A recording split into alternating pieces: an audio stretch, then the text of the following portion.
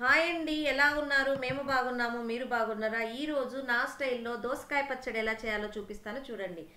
ఒక అర్ధం దోసకాయ తీసుకొని దానిని శుభ్రంగా కడిగి ఆ తర్వాత మధ్యలో ఉన్నటువంటి గుజ్జు తీసేసి పైన తొక్క తీసేసి చాలా సన్నటి ముక్కలుగా తరిగి పెట్టుకోవాలి. చూడండి, ఈ విధంగా తరిగి పెట్టుకోవాలి. ఆ తర్వాత ఒక మిక్సీ బౌల్ తీసుకొని ఒక 2 గుప్పెళ్ళ వేరుశనగ పప్పు, ఫ్రై చేసుకున్నటువంటి వేరుశనగ పప్పును పౌడర్ చేసుకోవాలి ఈ విధంగా. ఆ తర్వాత ఇందులోకి చింతకాయ తొక్కు, మా సైడ్ మేము చింతకాయ తొక్కు అని పిలుస్తాము. ఇది సంవత్సరం పొడుగునా నిల్వ పెట్టుకునేది. పచ్చిమిరపకాయలు లేకుండా ఉన్నటువంటి చింతకాయ తొక్కును మనము ఒక 2-3 స్పూన్లు తీసుకొనేసేసేసి దీనికి తగినంత పచ్చిమిరపకాయలు, ఫ్రెష్గా ఉన్నటువంటి పచ్చిమిరపకాయలను వేసి కాస్త వాటర్ వేసి మంచిగా రుబ్బుకోవాలి.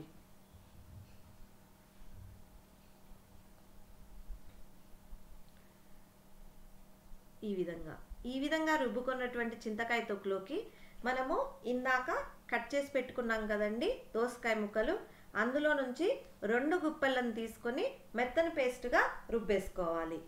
ఇదే చింతకాయ తొక్కులోకి వేసి కొంచెం మెత్తని పేస్ట్గా రుబ్బుకోవాలి.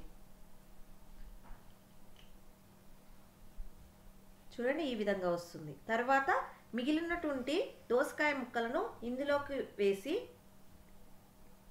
కచ్చా పచ్చాగా రుబ్బుకోవాలి. అలా రుబ్బుకోవటం వలన పచ్చడి చాలా టేస్ట్గా ఉంటుంది. ఇది రైస్లోకి మంచి కాంబినేషన్. ప్రతి ఒక్కరూ ట్రై చేయండి ఈ రెసిపీని, ప్లీజ్ అండి, ప్రతి ఒక్కరూ ట్రై చేయండి. ఈ విధంగా రుబ్బుకున్న తర్వాత దీనికి మనము తాలింపు పెట్టుకోవాలి.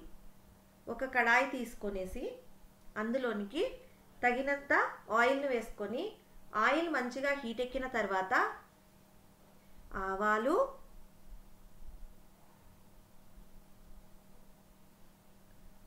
జీలకర్ర,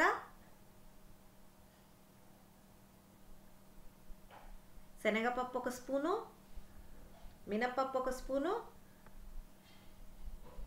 తర్వాత వెల్లుల్లి కొంచెం ఎక్కువగానే తీసుకోవాలి. వెల్లుల్లి మంచిగా ఫ్రై చేసుకొని అందులో వేసుకుంటే చాలా బాగుంటుంది. అలాగే కరివేపాకు, ఆ తర్వాత ఎండుమిరపకాయలు, సన్నగా కట్ చేసుకొని ఎండుమిరపకాయలు,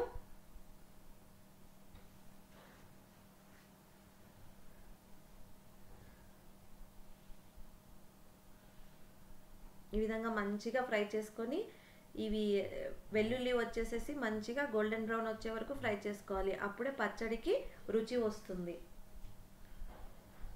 ఈలోగా మనం ఒక గిన్నెలోకి ట్రాన్స్ఫర్ చేసుకొని పచ్చడిని ఈ తిరువాతను అందులోకి వేసుకోవాలి. ఇది చాలా టేస్టీగా ఉంటుంది. రైస్లోకి మంచి కాంబినేషన్. బాయ్ అండి.